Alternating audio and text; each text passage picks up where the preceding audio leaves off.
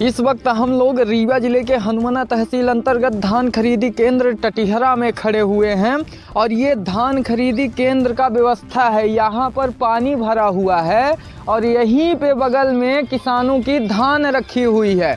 मतलब कि किसान अपने घर से धान लाएं, अगर उनकी तौलाई नहीं हो पाती है तो यहाँ पर पानी भरा हुआ है और किसान यहीं पर अपनी धान डुबोकर चले जाएं।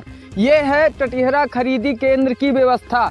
मध्य प्रदेश सरकार के द्वारा लाखों रुपए खर्चा करके किसानों को अच्छी सुविधा मुहैया कराने का वादा किया जाता है और करोड़ों रुपए सरकार के द्वारा खर्चा किया जाता है जिससे कि किसानों को किसी भी तरह से समस्या ना हो। वहीं रीवा जिले के कलेक्टर इन दिनों लगातार किसानों को अच्छी सुविधा देने के लिए रात दिन बराबर मेहनत कर रहे हैं। बावजूद इसके उनके प्रशासनिक अधिकारी इस तरह से लापरवाही को अंजाम दे रहे हैं कि ये देख लीजिए, यहाँ पर कचरा कम धान ज़्यादा दिखाई दे रहा है। किसान लाएंगे अपने मेहनत की कमाई को और यहीं पर डाल देंगे और जब बारिश होगी तो किसानों को पूरी मेहनत, जो किसान 6 महीने मेहनत करता है तब जाकर उसको धान किसी तरह से पैदा कर पाता है और वो धान जब लाता है समिति में बेचने के लिए तब उसकी धान ऐसे बरसात में बहा दी जाती है कि जहाँ से लाए हो वहीं आपकी धान चली जाए। उस किसान के ऊपर क्या गुजरता होगा एक पल के लिए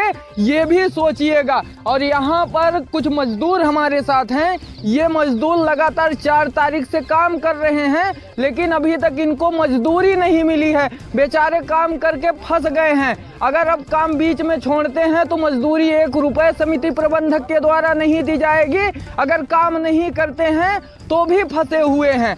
ये दोनों तरह से फंस गए हैं। यहाँ पे क्या नाम है आपका? बाबूलाल। यहाँ पे कब से आप काम कर रहे हैं? 4 तारीख से। कितनी मजदूरी आपकी बनती है? 2 लाख रुपए। कितनी मिली है? 45,000। आप लोग मांगते हैं समिति प्रबंधक? हम लोग रोज कहते हैं लेकिन बोलते हैं कि आएंगे तो कहेंगे यार कल व्यवस्था करेंगे, परसों व्यवस्था करेंगे। धान की स्थिति यह रंग की है। तो यहाँ पे ये जो धान रखी हुई है ये धान कम कचरा ज्यादा लग रहा है। ये किसकी धान है?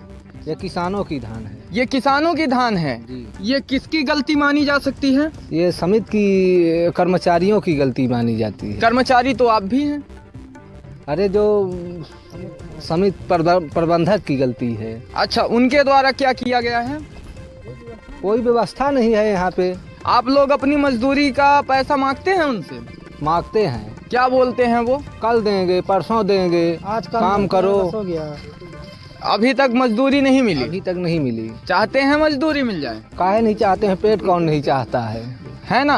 अभी तक मजदूरी, अभी हमारे साथ यहाँ पर किसान थे, इनकी मजदूरी नहीं मिली है। एक बार मध्य प्रदेश सरकार के मुख्यमंत्री ये टटिहरा धान खरीदी केंद्र का नज़ारा देख लें कि जो किसान मेहनत करता है रात दिन और जब अपने मेहनत की कमाई को बेचने के लिए समिति में लाता है तो उसकी धान इस तरह से बर्बाद की जाती है। इसमें ना तो समिति प्रबंधक को कोई फर्क पड़ रहा है और ना तो सहायक समिति प्रबंधक को। यहाँ तक कि किसानों के द्वारा जब वरिष्ठ अधिकारियों से शिकायत की जाती है तो वरिष्ठ अधिकारी तरह तरह के बहाना मारकर सिर्फ छुट्टी छोड़ा लेते हैं कि किसी तरह से उनके ऊपर प्रेशर ना आए। आपको बता दें कि यही टटिहरा खरीदी केंद्र में खरीदी चालू करवाने के लिए मऊगंज विधायक के द्वारा धरना दिया गया था लेकिन मऊगंज विधायक खरीदी तो चालू करवा दिए, इसके बाद भूल गए कि इधर का कोई रास्ता भी है। अब किसान यहाँ पर घुट घुट कर मरने के लिए